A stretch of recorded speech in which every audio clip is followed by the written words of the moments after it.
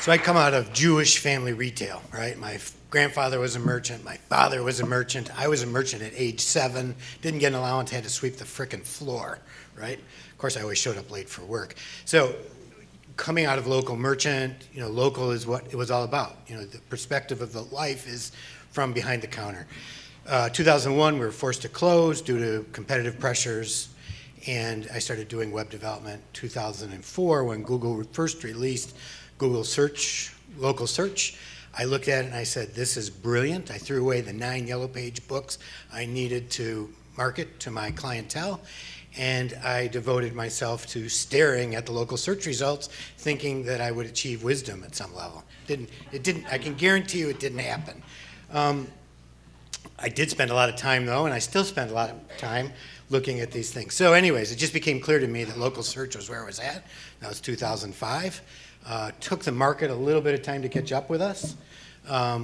Although I want some of you to go over to Ian Lurie's and bring some of those folks over here. So, but it became clear that local search was going to be a significant factor, and I sort of devoted the last 10 years of my life to studying it.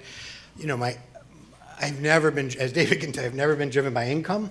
I've always been driven by interest, and to some extent it leads to, tattered shirts. I forgot, I didn't check, right? So it's like, I have a little ragged hole in there. I didn't notice it before. But, and so I always follow my interest rather than where the money is. And it has, at least in this industry, under capitalism, karma is money, right? I mean, it's come back to me many times over, and in the form of great friendships, right? David has become one of my best friends, as well as some of the others in the room here too. So local search to me is, I focus on local all the time, right? That's my motto, all local, all the time. And so I basically, David, sort of one of the questions David asked was, how do I spend my day? And like I said, I spend my day staring at screens and looking at them, trying to figure them out. Last week, 2 weeks ago, in Seattle, we did a partnership with Moz and did a advanced local conference. That was a lot of fun. And Rand did an interesting presentation to close. It was about correlations in local search. He looked at SEMpdx, and he looked at companies that dominated local search and came up with some ideas on correlations and why that might happen. And I looked at that and I thought, yeah, the correlation study is interesting. But for me, domination isn't at the top of the pack. It's what I call a one pack, right? I mean, it's like when you do a search at Google and you are the result, that to me is domination, right? Now, Google, since Hummingbird, is very brand focused. And this search, dive bar Chicago, which would seem like a keyword search, at least for some folks, brings up a company called Dive Bar, right? So Google is obviously doing a brand match here. But there are, so here's San Jose DUI experts. This is, I think, DUI attorney with San Jose chosen, right? So even though there's not a close match here on brand, it's a little bit of spam, Google shows this as the dominant listing. So I got curious about this phenomenon. What leads to a one pack, right? I mean, you're in search, this is the ideal state. I mean, where you have the single pack result, you have the map, you have the name. So I started asking for people to show me examples of these one pack results. And here's an interesting one, Dive Bar Charleston, right? Up comes Tattooed Moose. There is no brand correlation here, but Google thinks that that's the answer for some reason. One of my clients has had this, it's called Barbara, a client I deal with a lot, jewelry appraisal, Buffalo, New York. She's not located in Buffalo, she's in one of the suburbs. But on jewelry appraisal Buffalo, she dominates this search result. So the question I asked, and I've been asking for the last week, is why is that, right? So in the theory, one of the things I think you need to do with correlation studies, okay, we're seeing this and I'm looking to see trends, and one of the trends I saw was this. So on a high number of these searches, there is frequently a strong Yelp result around that local brand on that search. And often you'll find in those results, you'll see jewelry appraisals Buffalo actually in a review at Yelp, right? So my first thought was, well, maybe Yelp is driving Google results, right? Makes a lot of sense, right? If Google is going to deliver a local result, why give it to Yelp when they can take it for themselves? But if you look at it in the context of the bigger theory, local is about location prominence, which is similar to PageRank, but the idea of identifying prominent businesses. And one of the things they talk about in the patent is this idea of information sites, right? Sites that are uniquely qualified to assess, to pass judgment on local businesses. In the patent, which was written in 2006, Google talks about city search, right? Well, city search is no longer an information site. We know Wikipedia is, that adds a lot of strength to local.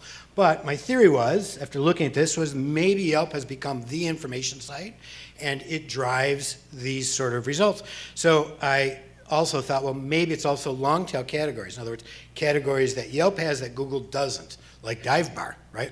Well, Google doesn't have a category for dive bar. Where does Google get the category dive bar? How do they even know it's a category? Well, they're getting it someplace, and my theory was they're scraping it from Yelp.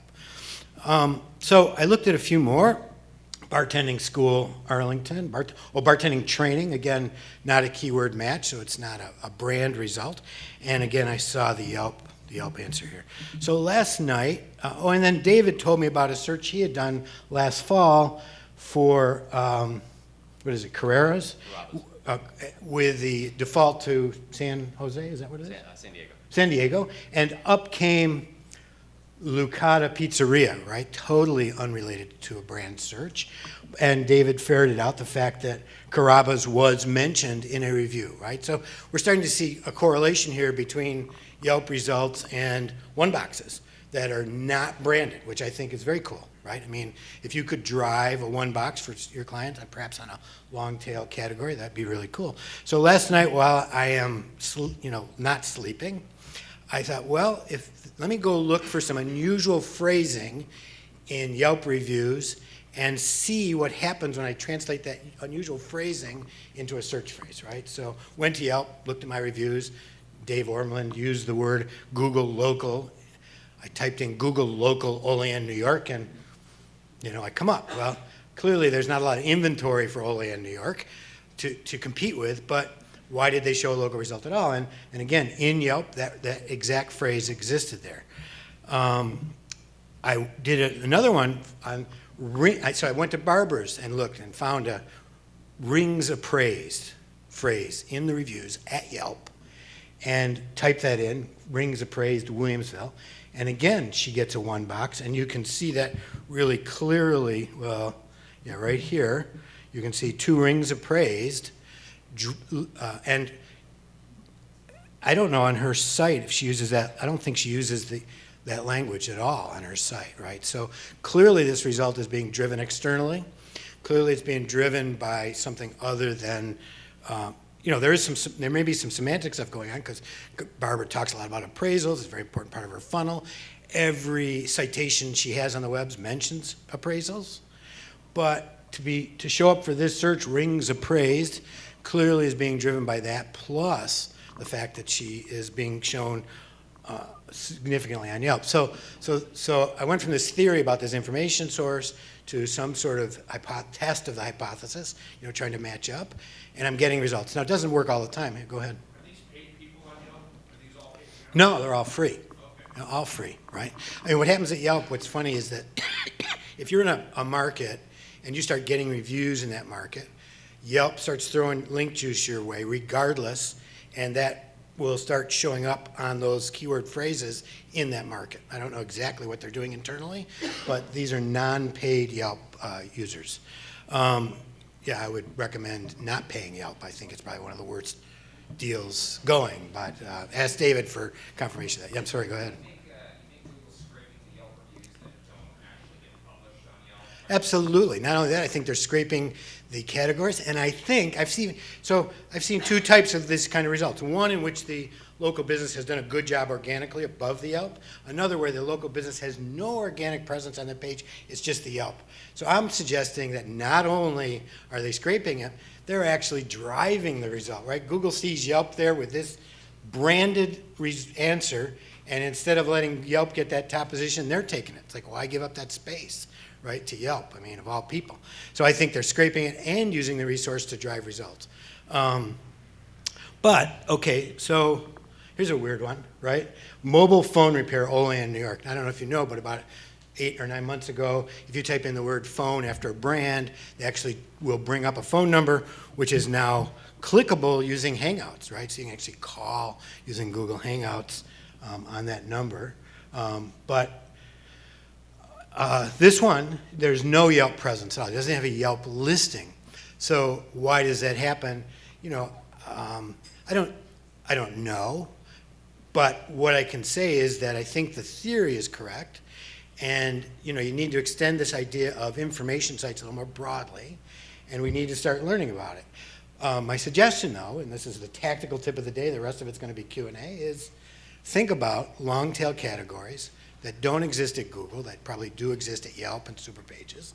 Look at focusing on those for your clients, perhaps building those into your citations, and seeing if you can't get a review about that at Yelp. In fact, I'd love to do an experiment maybe around some mutual client. So certainly there's a lot of exceptions to this, and I think there's multiple reasons that this happens. I don't think it's, you know, any one of these. I just think that, though, you know, if you can get this kind of result in local, that to me is dominating the results. This is an interesting one. There's, you know, it could be here that it's the Progressive site that's driving this. I think that's Progressive.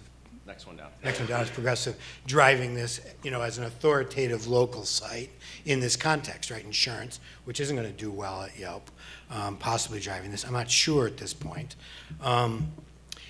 But you can find a number of these examples, and I think the way that you can drive these is by picking one of your clients, picking some odd phrase out of the reviews, attaching it and seeing what happens, and seeing if you're getting these one boxes. So this is the research I'm working on right now. Totally non-monetary in nature. I'm not going to make a penny off this as far as I can tell, but it's interesting, and it sort of shows you how Google works, you know, taking a look at these correlations and then trying to build them into a model for, you know, understanding how to improve your client standings. So that's what I did last night at 3 in the morning.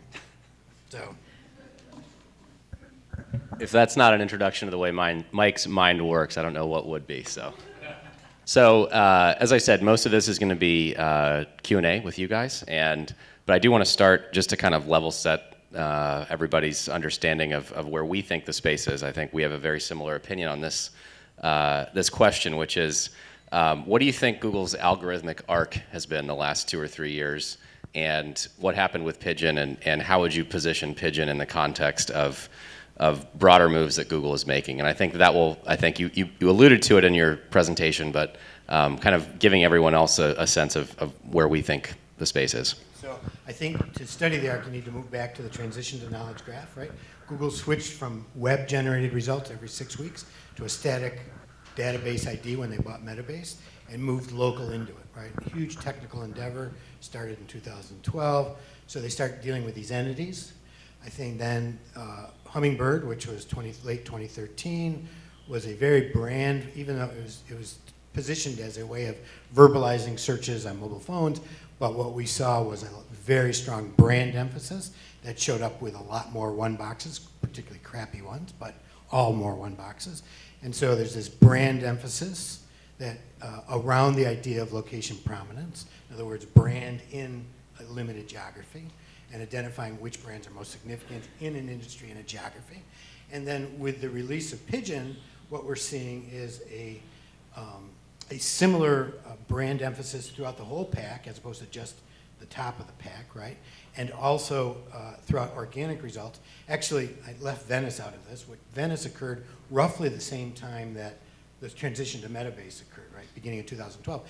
And Venice was this ability of Google to identify organic pages that were local and gave them a bump in the results, right? So it was sort of this bonus points for being local organic pages, which drove a lot of local results. Right, and I think that's just to make sure everybody's clear on what that meant was that every single market across the country and across the world, you would see completely different organic results because Google would then surface locally relevant organic results that only Portland would see. Portland businesses showing up organically in Portland. You wouldn't see those same businesses in Seattle or Boise or anywhere else. Right, so Venice, Hummingbird, and then Pigeon, what Google did was they dramatically, well, they've been doing this for a while, but they changed the idea of what's at the center of the search, and it is now clear that the user is at the center of the search. So it's where where Google thinks the user is located, and they've improved location in the desktop browsers, but they certainly have it on the mobile. So they take the relationship between the user and the business and have narrowed the radius from what used to be about 10 miles down to 6 or so on most searches. So they cut the radius in half. So the way I determined that was I drove through Buffalo doing searches on my phone, looking at the results, and it was about every 5 miles you'd see them change, right? And so they basically now, like for Barbara, who's in the suburbs in the northeast side, used to get a lot of traffic on the keyword Buffalo. Now when you go into analytics, we don't, what we're seeing is a lot of traffic coming from the nearby suburb of Cheektowaga instead. So the net result for her was a small decrease because she lost a huge keyword, but she gained more relevant traffic from the residential neighborhoods closer to her, right? So these are probably better converting buyers.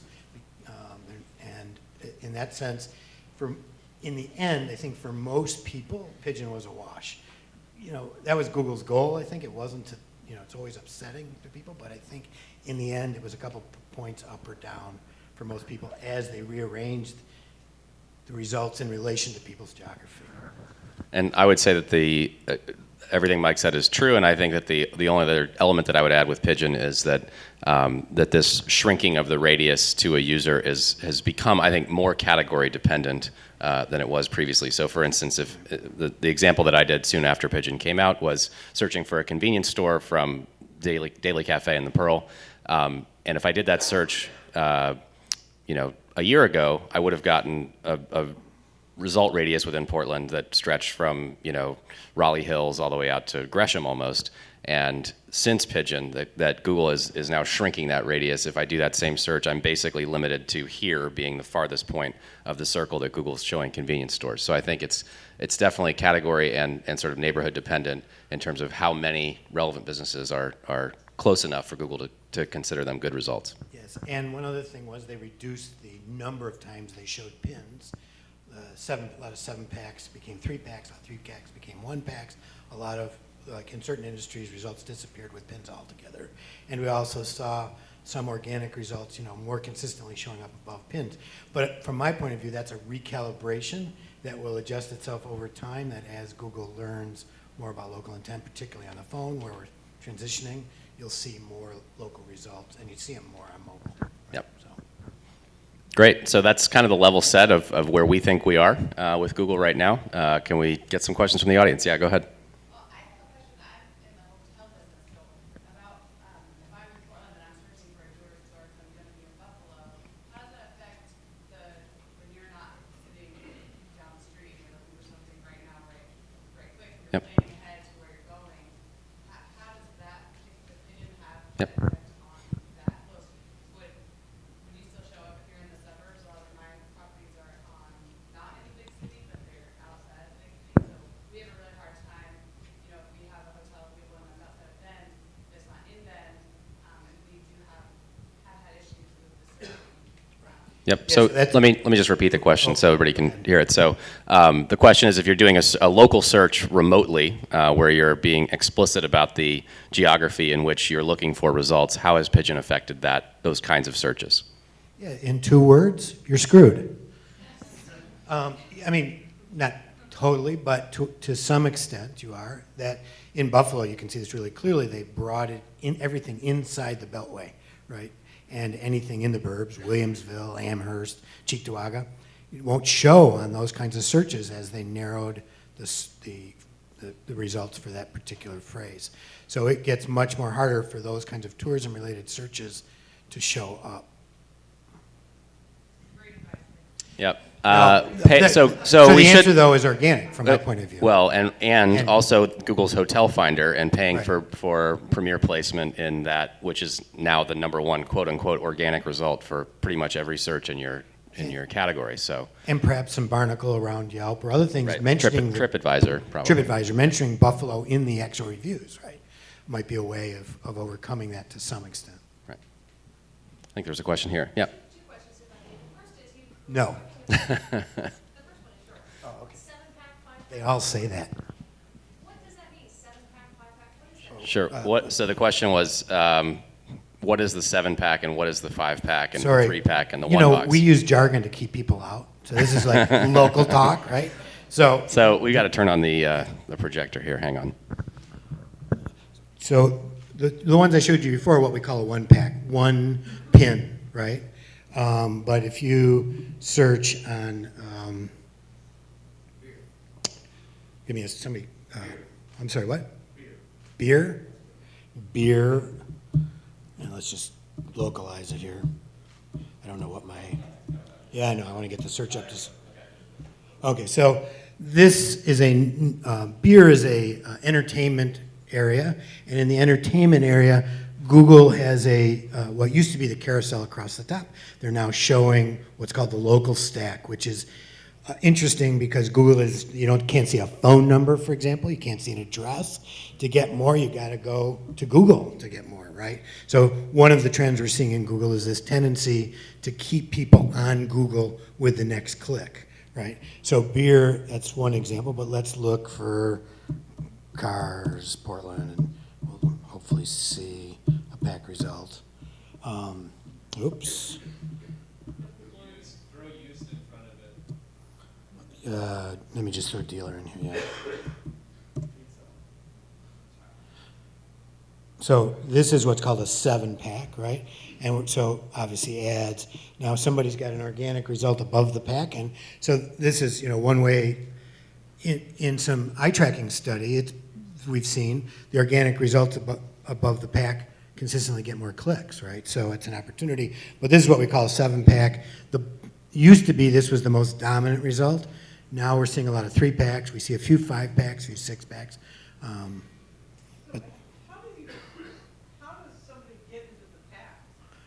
So yeah, that's a good question. Everybody here, how do you get You're in the pack? right place. Right. So the idea here in local is the idea of location prominence. The best analogy is domain prominence, but Google looks for a proxy. They're looking to assess in any given market, in any industry, i.e. in any radius and in any sub-industry, they're looking to access the most prominent brands. They assign an authority page to that brand, and that authority page, usually the home page, but it could be a local landing page, is the proxy for that business. And then Google goes out and looks at information sources like Yelp, which we call citations, or Wikipedia, for references to that business. And they look for branded links to that business, and they look primarily on these locationally focused sites.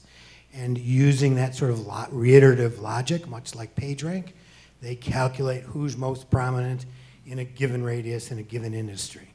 So it's basically proximity to the searcher. That's one criteria. Relevance, are you in the right categories? Categories can be determined by the categories you give Google, categories you give to the other Yellow Page companies, and then prominence. In other words, are you mentioned a lot in your market in relation to your specialty? So that's how you get in the pack. So that's a Google result, not something you can buy into. Correct. That is Well, for $99 a month, I'm sure some scammer will call you and tell you can buy into it. that is an algorithmically driven result. That is not a not paid. paid result. Yeah. But you don't show up in the pack if you haven't claimed your Google business page. So Not true. the question was, can you show up in the pack if you haven't claimed your Google My Business page? And Right, and Google doesn't care if you claim or not. They don't give, it used to be in the early days, you'd get a rank bump by claiming, so spammers would claim and unclaim and claim and reclaim because they'd get a bump every time, right? No more. I mean, Google is looking for the most, all local search is ambiguous to some extent. When you look for a product or service in a market, Google doesn't know if you want the business that's closest to you or the one that's most prominent, right? Or the one that has the best web results. So there's sort of ambiguity in the search. Google's gonna mix the results up to show you some that are closer and some that are more prominent, but that does not require claiming. They don't care if you claim. Now, the benefit to claiming is you control the eye candy, you control the conversion optimization, the pictures and stuff. You can get Google to get the right categories and the right hours, and given that Google is trying to keep people on their site, the benefit to claiming is the ability to transmit better visuals and accurate information through Google. My second question, in search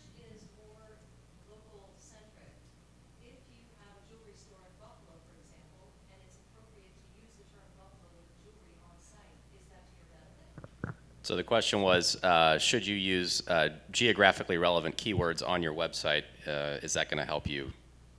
So to me, it's who, what, and where are the three elements of local on-site optimization. Usually on the home page, I lead with the who and the what. I figure Google knows the where on the home page, but on longer tail service pages, I do the what and the where. I lead with the what and the where, so that Google can learn where it is. So yeah, I do think it helps, particularly on long tail organic. In local, what we're seeing is Google, like Barbara doesn't have the word Cheektowaga in her site anywhere, but she shows up well in the pack on Cheektowaga. So we know that Google is making a lot of assumptions about proximity without the words. So in local, it's not as critical in the pack, but there's a lot of long tail organic opportunity where it would benefit you. I think there was another hand up over here. Yeah, go ahead, sir. Yeah, go ahead. You mentioned trying to get local keywords in those citations, specifically maybe Yelp reviews. What is the best way to go about doing that?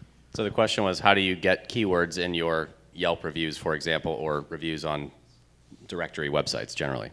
Ask your mother. And she might not do it, I don't know. So I don't know that it's easily manipulatable.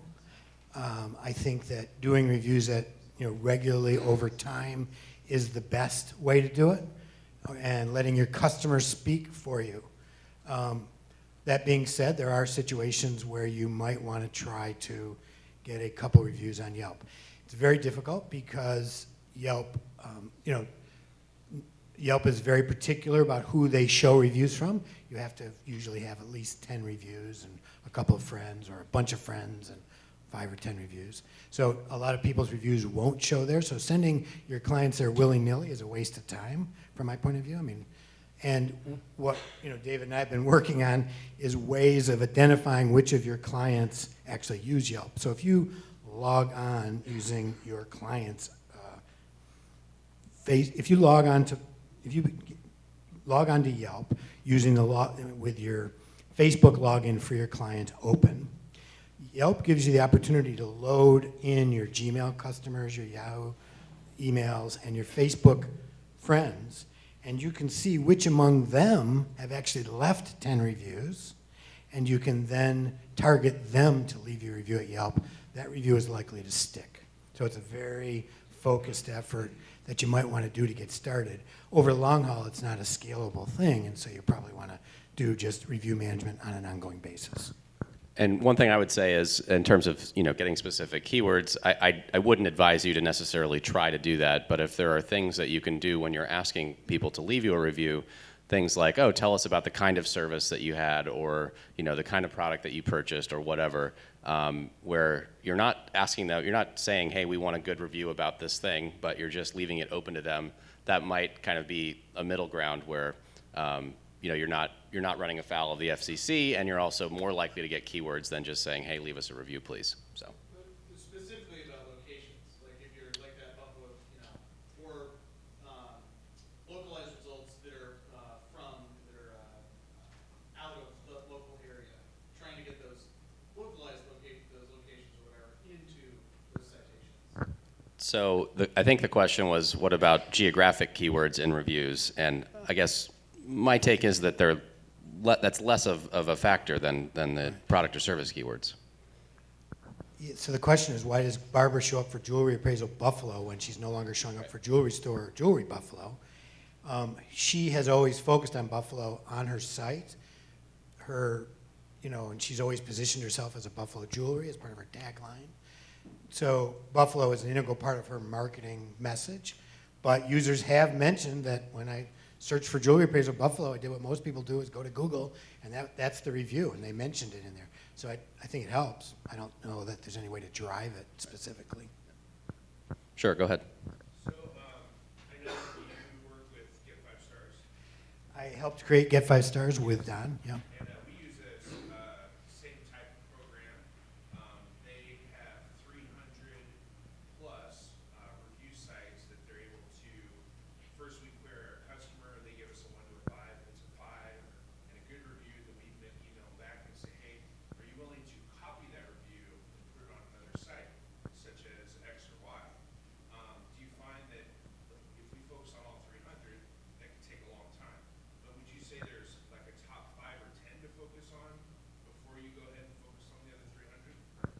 So before you answer, let's start a little bit more generally. I just want to make sure everybody understood the process that you outlined and the logic behind Get 5 Stars. Can you kind of give us a 2-minute rundown of what that is, and then we'll get to the second part of your So question. from my point of view, reviews are earned, not asked for.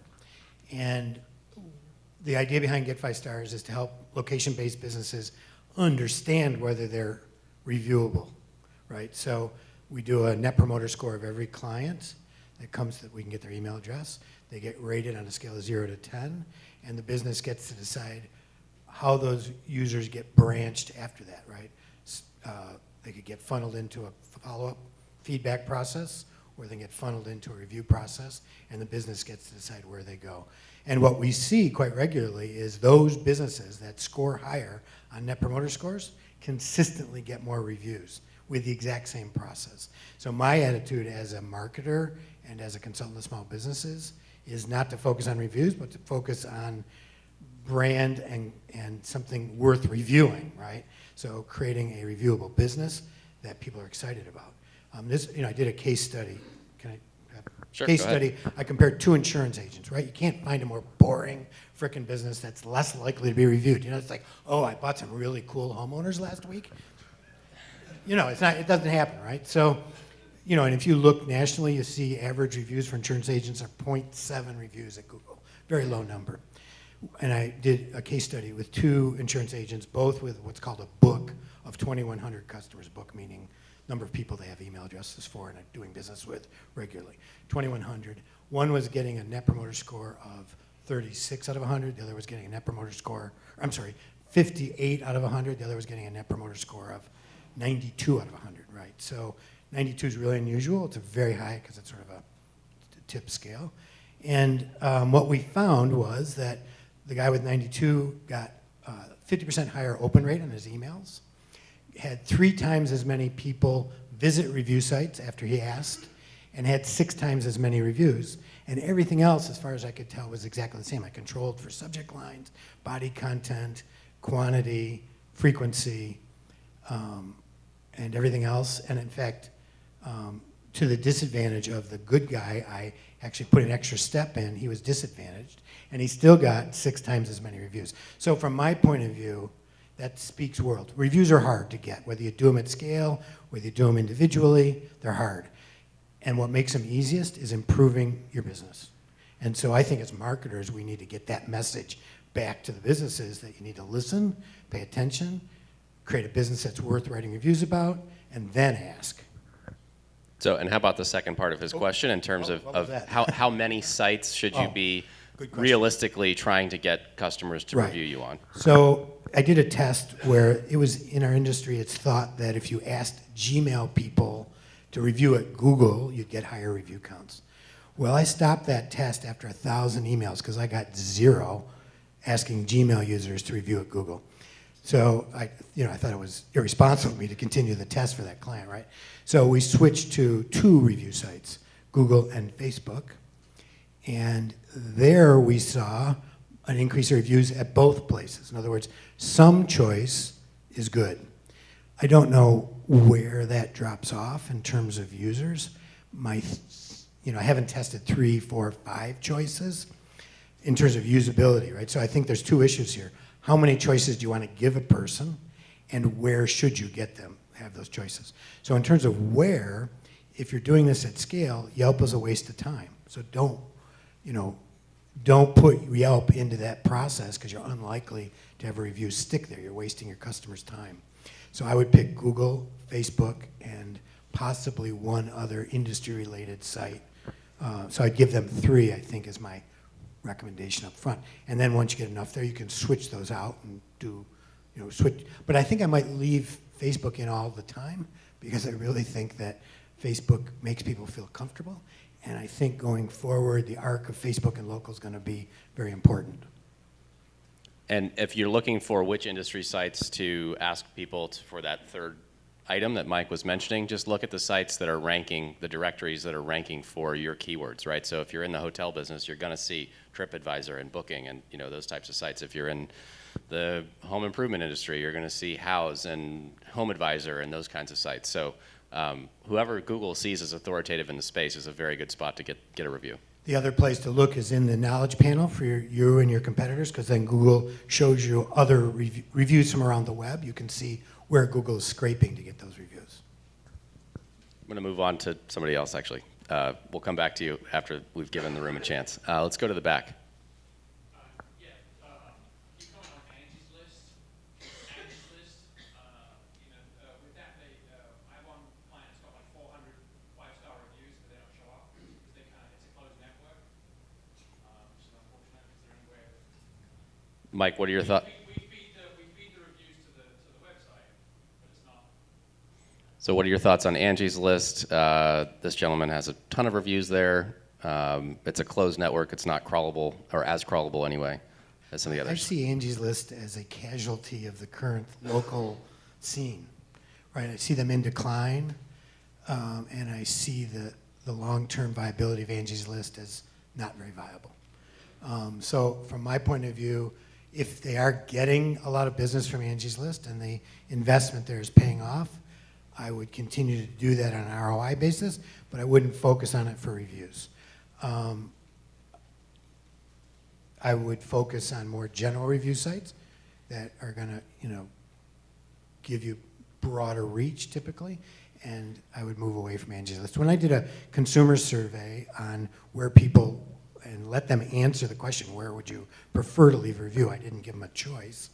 Google came in first at about 30%, Facebook was second with about 20%, Yelp was third at about 15 or 16%. Yelp is very much an urban, young phenomenon, right? If you're in Minneapolis, Yelp is nothing. And then TripAdvisor was 10%, and then they went way down. The next one was Angie's List at about 5.5%, and then they went way down from there, right? So I see Angie's List not being able to dig out of that hole that Google has put them in. Question over here? Sure.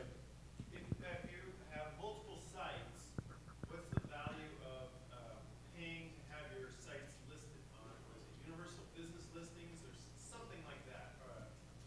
So for multi-location businesses, what's the value of syndicating your location information for each of those locations that you operate?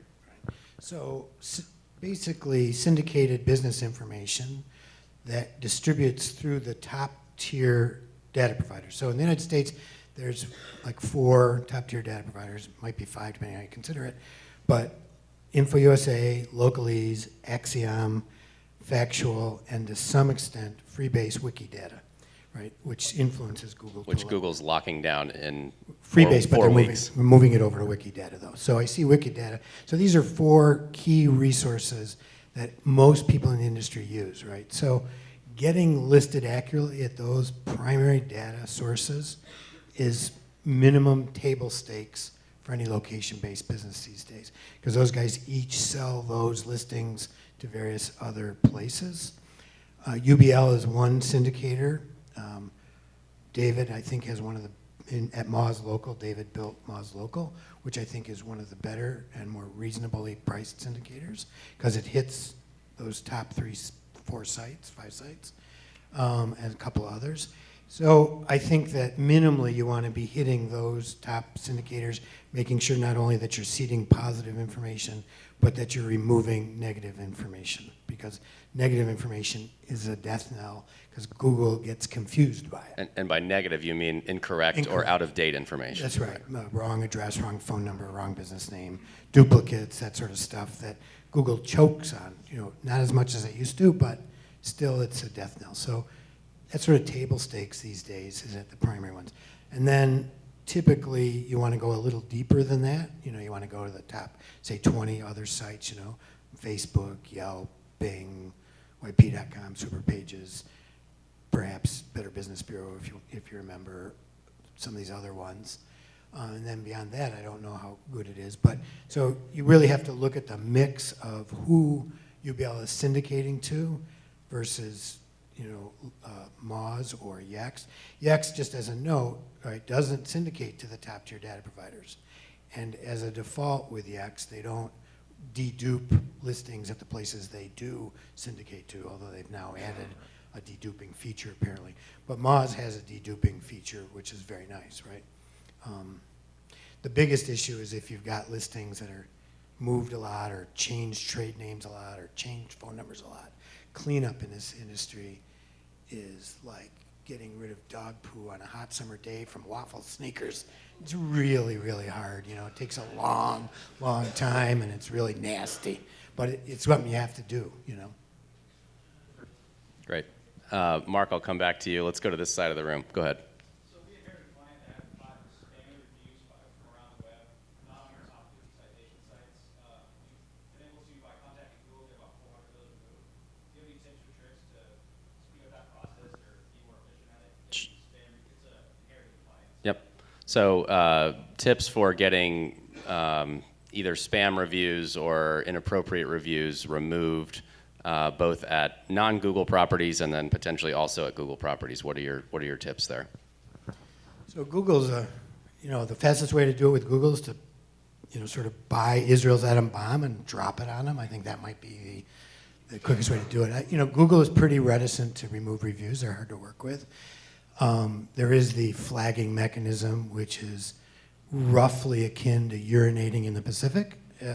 You never know who's actually going to smell it, right? It's kind of just sort of this, thing. It goes off to India. They do look at it sooner or later, but the Indians don't always interpret it the way you do. So at Google, that flag works if the review is clearly in violation of the terms of service, i.e. sexist, racist, bigoted, whatever.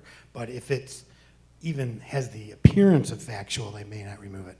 There is another form at Google that if you go to the help pages and you look about removing business snippets, at the bottom of that page there is a contact form that actually goes to a higher level American team that really will get you somebody at least to talk to. You don't want to do it through their normal support mechanism because those people don't have the authority. But if you go to that page where they talk about business snippets, the bottom of that page, you'll actually be talking to somebody who has both the power and the willingness to deal with a rational approach to reviews at Google. So that's And my Google was stuff. that page linked from your blog post yesterday, or was that a wasn't, different one? because Okay. I didn't want Google to be inundated with it. So Got I it. didn't link it. Okay. But if anybody wants it, I can send it to you. In terms of other sites, every one of these sites has their own removal policies. A place like Yahoo, I don't know when they turned the lights off, but they haven't turned them on in a while. And there's cobwebs. Actually, I have a great suggestion for removing reviews at Get Yahoo, one which in. is get one Yelp review, and all of your Yahoo reviews will go away. That's right. So, That's absolutely right. Because Yahoo is now using Yelp reviews. Yelp has actually got a fairly responsive process, and are quite good. I once wrote a nasty article about one of these spammers, and he said, "Oh, I'm going to get you." And he dropped a couple bad reviews at Google and Yelp really took them down very quickly. Google took one of them down, but one is still there. So that's why you have a 4.9 instead that's of why I 5 have a 4.9 stars. instead of a 5. Yeah. You need to change your business name to get 4.9 stars at this point, I guess. Well, the issue isn't getting 5 stars, David. The issue is having a general increase in your average rating. That's the issue, right? So yeah, get 4.9. That's a really catchy name. Yeah. I'll suggest that at our Yeah. owners meeting. Yeah. Mark, you've had your hand up a bunch. Why don't you shout it out? So if you were a franchise or with 20 to 50 locations and you got a blank slate to build a single site, what's a handful of the most important things that need to get right to make that successful? So I'm gonna let you you're answer starting. that question. Oh, really? I think you're Okay. better at that than I am. All right. Wow. I'll deal with the listing side. You Got can it. deal with the page side. Okay. So the question was, if you've got 20 or 30 or 40 locations, you're kind of just getting started with best practices for your website. What do you want to do? So I feel strongly that you should. And if you're in Mike Ramsey's session the last an hour ago, Mike said you got to think like a local directory, and I think that that's absolutely the case. So you need a page that is all of your locations, linked with the name of the city or the neighborhood or whatever that they represent. So if you're in, if you have Southeast Portland, Belmont, and Southeast Portland Hawthorne, and Southeast Portland, whatever, if you have multiple locations, make sure that those are all linked, and then that each location has its own dedicated page that only talks about the hours, the employees, the specials, et cetera, that are at that location. That's really the key. Every single franchise that you initiate needs its own location page, and then that's the one that you want to have the authority out there across the web. So when you submit to Google My Business and all of that stuff, instead of submitting your homepage, submit the specific URL for each location that you're sending around the web. So I don't know if that's what you were getting at. Mike, do you have anything to add? Okay. That's really the key. That's at a bare minimum. That's how you want to set up that store locator. Right. And what Mike talked about was ideas of scaling some truly local content around those pages, right? So that's a pitch, shameless self-promotion pitch here. One of the things that Get 5 Stars is very good at is generating store-based, localized review content for using on those pages that's unique to that store, right? So customer testimonials and feedback is a great way to do it. That's one way, but there's a million other ways. In terms of managing this process, once you've got the page set up, you know, David's tool uses the Google bulk upload spreadsheet as a basis, which is a great way to centrally manage them, right? I think going forward, what you're going to see that the best organizations are going to manage primary location data centrally, but distribute social and local content out to the store managers and the people at those stores. And Google is moving in that direction. You do a bulk upload at Google, and then you assign managers at each location to do this sort of social content for Google. And I think going forward, that relationship is a winning combination. They're finally building this parent-child mechanism that they've needed for the last decade, really. So, Not fully there yet, but it's there. do you have a follow-up? Yeah, so on those reviews on those local pages, there's obviously the management and the hassle of having to moderate that. What do you think about services like Discus and Facebook using those systems already where they're more trusted and a lot of the work's. Yep. So what about using, what about the trade-off between spending the time and the human resources to moderate reviews that show up on individual pages versus an automated off-the-rack solution like Discuss or Get 5 Stars? So Get 5 Stars automates this solution, but we embed the content in the page, right? The problem with Discus is that it's not embedded in the page, so Google doesn't see that content as local to that business. So whatever solution you use, it has to, whatever scalable solution you use, has to embed that content on the page in a way that Google sees it as page content. And Discus doesn't do that, as far as I understand. Is that correct? Right. That's my understanding as well. It's not indexable. Yeah. Get 5 Stars does. Absolutely. Not only does it, but does it in rich snippets. So, Let's go over to this side of the room. Yeah, in the back. Uh-huh. So how important is customized content per page on your local page? Let's say you have 400 or 500 locations, one or two, 3 or 4 locations. Yep. So how important is customized content on local pages across hundreds at a time individually? So I'll take this one too, if you don't mind. So from a ranking perspective, it barely matters. I think Google is, if you look at the national brands that rank organically, it certainly doesn't matter for PACs to nearly the same extent it would for organic. And if you look at the brands that are ranking really well organically, they just have really well-structured store locators. I'm not sure that they're really investing in a unique description for every single page at that kind of scale. Having said that, I think it matters hugely for conversion and brand building and all of the other kind of off-page signals that you're going to want those pages to generate over time. And that's really what Mike and Dana were both speaking about in the last session. So if you weren't in the last session, make sure you download their slides. In particular, Mike Ramsey is sitting right here. You might talk to him after this session. But from a ranking standpoint, not that important. From a conversion and brand building and potential for links and sharing and all of that, extremely important. although there are some long-tail local opportunities There are, right. that you might want to consider depending on the data available to you. I was speaking to somebody at Local Up, and what they're doing is assessing all the deals that are local from the headquarters, and then literally publishing local pages with the deals from that company that are locally specific. So TVs or whatever they have at that location. So it's a very scalable thing because it's data driven, very unique to the location. And so those pages are doing very well as a long tail local strategy with unique content driven by some sort of data source that makes it doable. And Get 5 Stars does that. that we don't. But, you know, I'm not sure if you need more shameless self-promotion, but I'd be glad to do it anytime. Sure, go ahead. All right, I got approached by a medical practice that has 4 locations, and their current provider they want to leave. But they did a big no-no. They got call tracking numbers for each of their 4 locations, and they optimized it.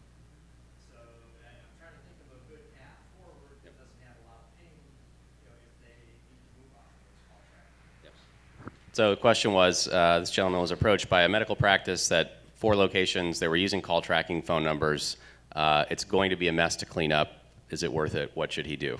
Did I get that more or less right? Okay, let's start by explaining call tracking numbers and why we think they're a problem, and then get into the solution. Right. So Google, assembling their listings algorithmically, uses the phone number as a key to assembling the cluster of data, right? So when they go out on the web and they look around at your website and at various citation sources, they don't necessarily give you credit for all the places you've been mentioned because they can't associate it with your business, or worse, they generate duplicates, or worse, they tank the ranking for your main listing, right?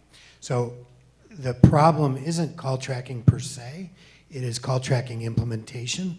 Most call trackers who come out of that industry think you need to track very granularly every frickin' site in the world and every lead, you know, down to the lead level. And, you know, you can do call tracking rationally where you actually assign 2 phone numbers for all internet uses or any use that's gonna leak onto the internet, yellow pages, daily deals. Assign 2 phone numbers, one as a primary number for Google and the other as a secondary number for Google, and the others as a primary number for every place else, and the other Google number is a secondary number every place else. So you take 2 numbers that you use just for the internet, and those become the local numbers. The Google primary number becomes the local number.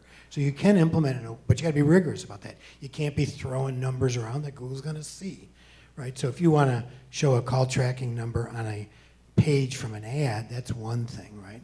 If you're gonna show a call tracking number to Bing, you know, I don't know, some search. On your Yelp profile, for example. Right, but you don't want to, so you need to be rigorous about applying the call tracking numbers everywhere. So what you have to do is put in place a discipline that says there are only 2 local numbers, this one and that one, and there are call tracking numbers, but those are really going to become our local numbers. You actually port your local numbers to those, whatever, and then you go around and clean everything up. Get rid of all the duplicates, get rid of all the bad ones, and it could take a year to get it so that you can rank again in Google, maybe 6 or 9 months. It's hard. So in this case, I'm curious where let's take one of the 4 locations, where their tracking number, did they use the same tracking number across the web, or did they use one number on YP, one on super pages, one on city search, et cetera? It's the same phone number across the web, but it was their web provider that Right. secured those numbers. So if they leave that provider, the numbers stay. Oh, that's a mess. Which is Yeah. another thing with call tracking is always be sure you own the numbers and always be sure you're buying clean numbers because numbers could have been used by somebody else and they could already be muddied as far as Google's concerned. So that's really a problem. So I think you're going to have to start from you're gonna scratch have at to that start point. from scratch. Yeah. Doesn't mean you can't use call tracking. You just got to be sure that the client owns the new numbers and that those call tracking numbers become the primary numbers, right? Then you can track things like who is new calling you, right? That's really the most important metric. There is a good article that Mark Sullivan from CallRail wrote on my blog. If you type in Blumenthal's and call tracking, there's a pretty good guide there to doing it properly, the right way. But you have a mess on your hands. Any questions over here in the front row? Sure. I have a question. I have a client who, somebody stole the domain name and was going to Land's End. It's a local retail business. And I recently built a site for him. We bought a new domain name with the .us at the end, which is great. They're very happy with it. They have a pretty good presence on Google and Yelp already. Would I be able to help their ranking if I got that there's a Google Plus logo and a Yelp logo up on their website? Okay, so I don't think the first part of your question was relevant to the second part. Is that right? Okay, so she's got a website. would linking to Google Plus and linking to Yelp from this new website, which is doing pretty well, would that help her ranking? It would help Yelp's ranking. I don't think it'll help your ranking any. I don't think it would help your ranking any. Yelp doesn't need your link juice. I mean, if it is relevant to your customers that you want them to go there, then that makes sense to do. You might even consider doing it as a no follow or something. But I don't think it's going to help your ranking any, because the way Google thinks about it is your home page is the authority page, not your Google page.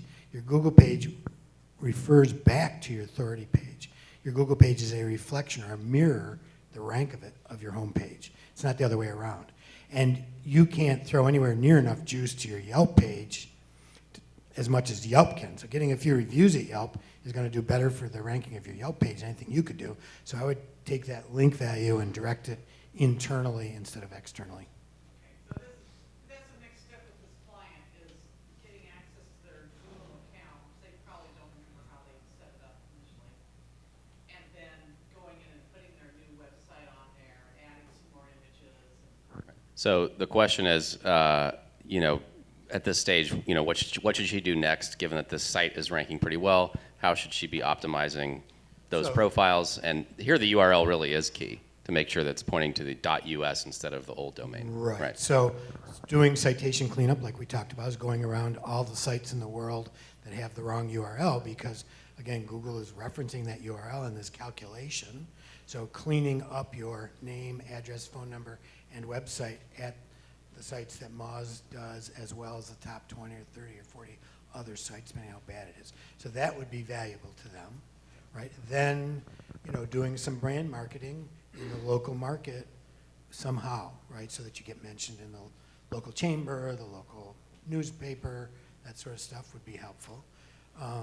In terms of recovering your stuff at Google, Google now, if you go in and create a new, if you can't figure out where it's claimed, go in, create a new account at Google, try to verify. You'll get a message that says it's already verified. Would you like us to contact them?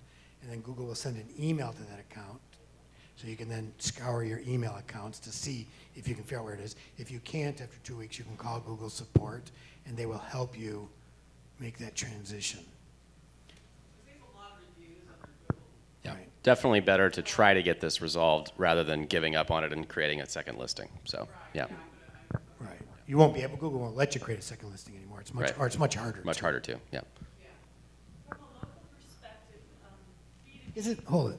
Isn't all perspective on the web local? This is, you know, it's like, you have to change that, like, from an international perspective. The world is local. Okay, so the world's local. B2B service areas. How do you best manage service areas when I've got industrial clients working in a 100-mile radius of Dallas? Service area businesses, how do you optimize them? What are the best practices? So clearly AdWords is a great strategy here, because Google isn't going to give you 100 miles unless it's an unusual category like bartending schools where there's only one every 100 miles. You might get 100 miles, right? So obviously you need to do a check at Google and see what the radius is for that.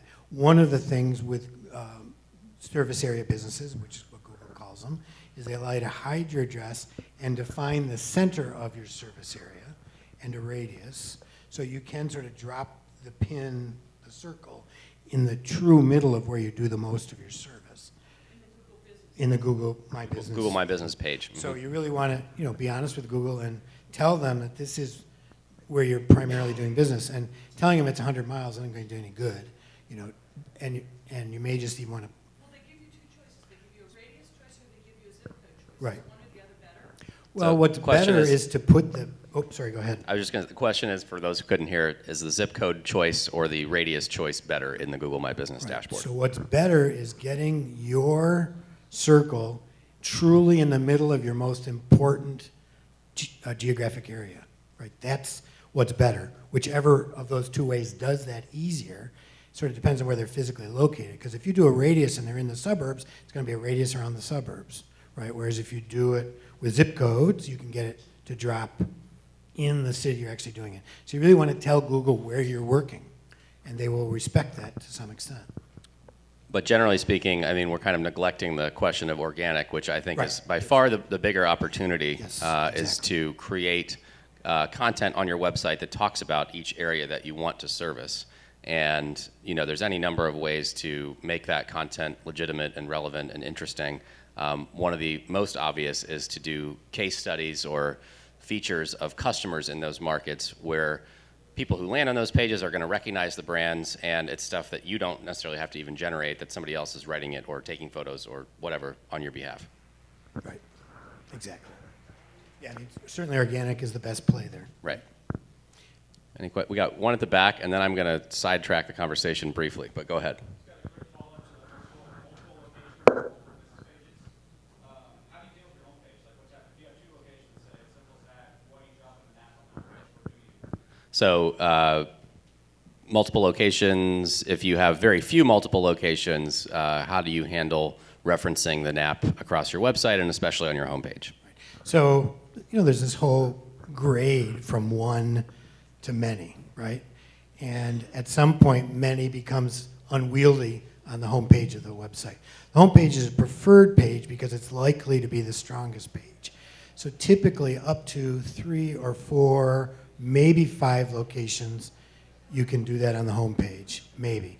Certainly, once you start getting into 6, 7, 8, 9, 10, and up, then you start moving towards a more structured model of location landing pages. It's a judgment call, and there isn't a clear line where it's better to make that switch. Obviously, I think usability and your users is the critical question here. And I would say that if you do have more than 5, as Mike was saying, prioritize the 5 markets that you want to show potentially. And one thing that the homepage is really great for is if you have 20 or 30 or 40 featuring newly opened locations on the homepage to make sure that those get link juice from your most popular page right away. So helps with indexing. All right, we only have about 7 minutes left, and I'm realizing as I hear all the questions, we've hardly talked about mobile, and I think that is an increasingly important area that we're all going to have to deal with, whether we like it or not. Where do you see Google in mobile heading, and what should this audience be paying attention to? So short haul, as a result of the research I was doing for Moz Local Up, I came to the conclusion that Google's mobile strategy is sort of, there's several levels to mobile strategy, right? One is mobile commerce. The other is how do they deal with apps and the fragmentation that's causing. So Google is doing several things in that arena. One is they're deep indexing these apps, right? So they're now, and they just announced the other day that they're going to start showing more deep indexed app content on local searches. And the other thing they're doing is they're partnering with prominent local apps like Airbnb and Uber and OpenTable and Belly. Is that the name of the one that does the Loyalty. loyalty? And they're going to be surfacing those much more frequently in things like Google Now, for example, right? Or in Google Maps, you're starting to see links to OpenTable and Uber. So in that, one thought there is that you develop a sort of barnacle strategy, that you start being sure that you're on the sites that Google is using as partners in this arena as they're pulling this data in. Somebody shut the door in the back just quickly. The problem in mobile is the screen size is so small and the ads are so dominant at the top of the page that it's certainly an ad play. It makes sense. For the near term, the PAC and this local stack where they're keeping people on Google sites really are an opportunity, but they're often off screen, right? And so I think you should think about them, but I think you need to think about other ways of getting higher on the screen, either through this barnacle idea through apps or through AdWords because of the display being so small. Do you have anything to add to that? No, that was great. I guess that's what I wanted to hear, although I didn't have a particular opinion. Why don't we make this the last question, unfortunately, but Mike will be around at lunch and loves talking about this in case you couldn't tell. So grab him afterwards if you don't get your question in, but go ahead. I was sitting with a client a couple days ago, and he was complaining about